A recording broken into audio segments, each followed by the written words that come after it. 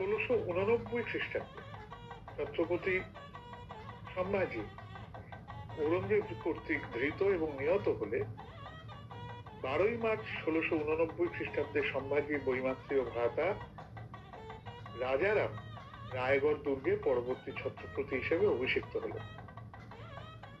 কিন্তু 25শে মার্চ মোগল বাহিনী অতি দ্রুত রায়গড় দুর্গ অবরোধ করল। ছত্রপতি রাজারাম আর কোনো উপায় না দেখে দ্রুত রায়গড় দুর্গ ত্যাগ করে মারাঠাদের সর্বাপেক্ষা সেই সময়কার দুর্ভেদ্য দুর্গ জিঞ্জিতে আশ্রয় নেবার পরিকল্পনা করলেন।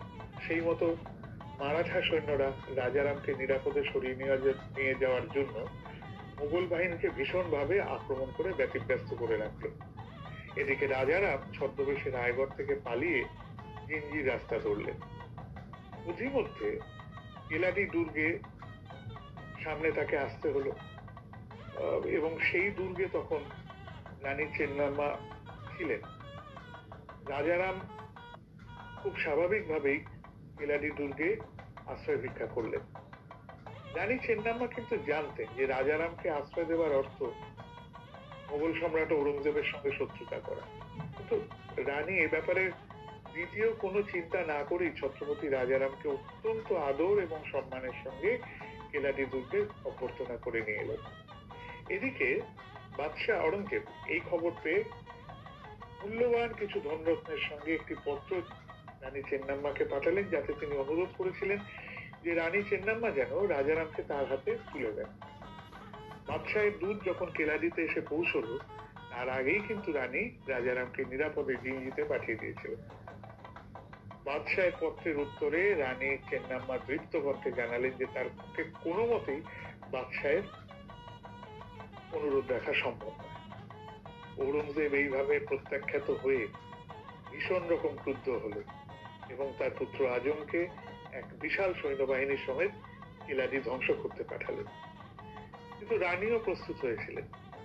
তিনি কেলাডি সৈন্যবাহিনীকে ঘন জঙ্গলের মধ্যে লুকিয়ে রেখে গেরিলা যুদ্ধের দ্বারা আজমকে নাস্তানাবুদ করতে লাগলেন। অবস্থাটা এমন দাঁড়ালো যে মোগল শিবিরে খাদ্য সংকট এবং ক্রমবর্ধমান মোগল সৈন্য হ্রাসের কারণে আজমের আত্মসমর্পণ করা ছাড়া আর কোনো উপায় রইল না। আর ঠিক এই সময় আজমের কাছে বাদশাহ আওরঙ্গজেব নির্দেশ পাঠালেন যে আজম যেন অবিলম্বে কেলাডি ত্যাগ করে জিঞ্জি অবরোধ করার প্রস্তুতি নেয়।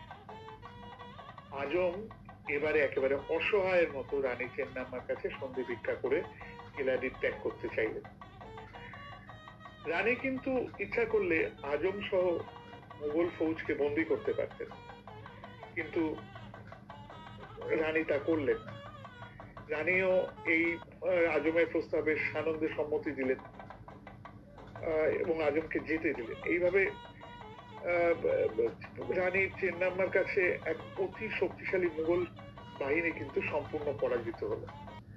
বাদশাহ আওরঙ্গজেব যখন এই পরাজয়ের সংবাদ পেলেন তখন তিনি নাকি অত্যন্ত বিস্মিত ও হতবাক হয়েছিলেন। রানী চেন্নাম্মা এরপরও আরো 26 বছর বেঁচেছিলেন। মুঘল সাম্রাজ্যের সর্বাপেক্ষা শক্তিশালী সম্রাট ঔরঙ্গজেবকে পরাজিত করে রানী চেন্নাম্মা ভারতের ইতিহাসে বীরাঙ্গনা নারীদের কীর্তিকে আরো মহিমান্বিত করেছেন।